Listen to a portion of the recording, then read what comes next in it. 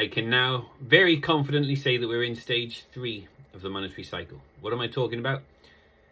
This monetary cycle is repeated all through history, and the first stage, after stage 3, comes chaos. So after the chaos of the cycle repeating, it always goes back to stage 1. Promissory notes that are convertible for gold and silver is the only way to get confidence in a new monetary system. After chaos, several attempts to rejigger the system didn't work. They have to go back to stage 1. Promissory notes that are convertible for gold and silver. And then people have confidence in them. That is an honest system. It has to be honest. They say, don't worry, we'll fix it up later. But we go back to an honest system to start with. The banks don't like honesty. So promissory notes, bank notes. So £5. I promise to pay the bearer on demand sum of £5. That is a good promise. You can go and take it in. I am the bearer on demand. And they will give you £5 of sterling silver. A £5 sterling silver banknote is £5 sterling. A £5 note or £5 in bars and coins, that is the same. And it's honest. As long as they don't create more £5 notes than they have silver in the vault, it's honest. But of course they do. They slowly start creating more £5 notes. Now, if there's twice as many £5 notes in supply as they have £5 of sterling silver to convert it for, now a £5 note is not the same as £5 of silver. You would need 2 £5 notes to value one £5 of silver in coins and bars. And then they expand the supply even more. So they have to go to stage 2. Stage 2, they suspend temporarily the convertibility of promissory notes into what is promised on there. Temporarily suspended. So now a £5 note is not convertible for £5 of silver. How much is a £5 note? How much is £5 of silver worth? It's not £5 in notes anymore. Well, it would depend how much they expand the supply by. If they expand it by 10 times, you would need 10 £5 notes to buy £5 of sterling silver. You would need 10, you'd need £50 in £5 notes to buy £5 of silver, coins and bars, so 2.5 kilo, £5. What if they expanded it by trillions, which is what they're doing today? Well, they have to keep this suppressed. They have to keep silver manipulated down, and they keep this manipulated down. So stage 1, promissory notes convertible for gold and silver. Stage 2, suspend convertibility of the promissory notes into gold and silver. Always stage 3 happens. After the end of stage 2, things start to wobble, get a bit crazy. Now, gold and silver revalue themselves up to where they should be. However much they've expanded the supply of promissory notes, gold and silver revalue up to account for all the promissory notes added to supply since the last time the cycle repeated. This always happens. We know we're in the start of stage 3 when both gold and silver are at new all-time highs. As I'm speaking now, silver's like $58, $59. It got close to $60. Well, the last all-time high was 1979, 1980, $52.50. So we're well above that now. We can clearly see, and gold's like 4,200.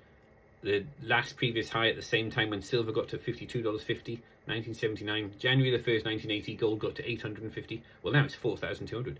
So we can clearly see this is the start of stage 3 of the monetary cycle. What comes next?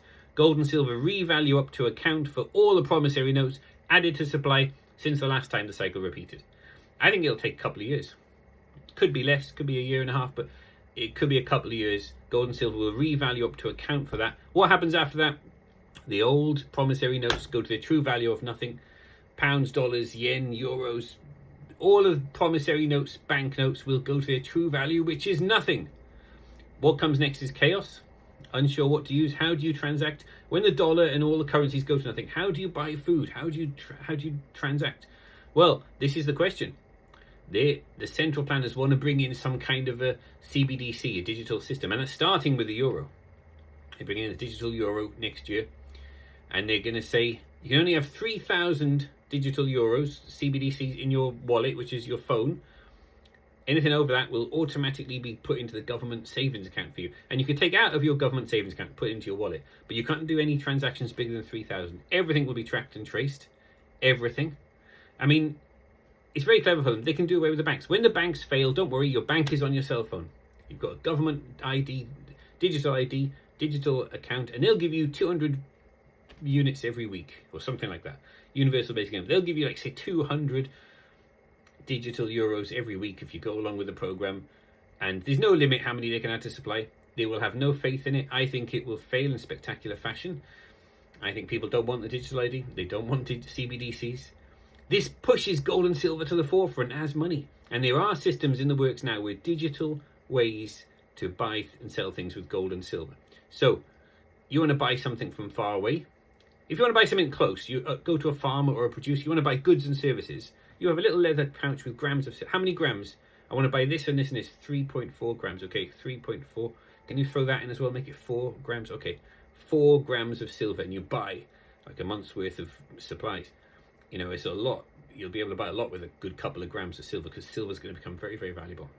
You want to buy something from China, you do it on your phone. Your bank is a cell phone.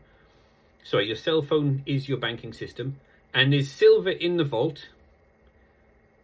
The ownership on the blockchain is you. You're the owner of that silver. Now you can buy this for 4 grams of silver, whatever you're buying, and the ownership will digitally change from the buyer to the seller. Somebody's selling me something. The silver doesn't move. The silver's still in the vault.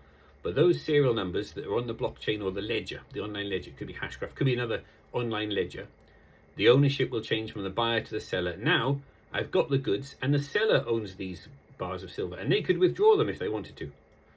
So you want both. You want the majority of your transactions local transactions that are in, you hand over the silver physically. There's no tracking and tracing. It's completely private and anonymous.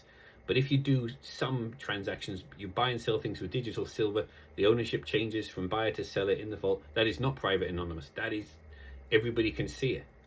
But I think after stage 3, it's going to be chaos. There's going to be several attempts to rejigger the system, and then they have to go back to stage 1. They'll have to go back to new digital promissory notes convertible for gold and silver.